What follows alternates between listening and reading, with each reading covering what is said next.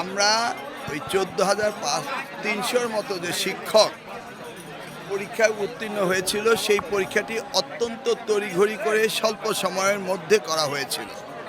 বিভিন্ন ধরনের মিশ্র প্রতিক্রিয়ার পরেও আমরা পজিটিভলি এটা চিন্তা করেছি এবং তাদেরকে যোগদানের কিছু পূর্ব শর্ত আমরা দিয়ে তাদেরকে যোগদান করাবো, যেটা চাকুরির বিধিমালায় যে শর্তগুলি রয়েছে সেগুলি দিয়ে আমাদের তাদেরকে যোগদান করানো হবে অতি শীঘ্রই।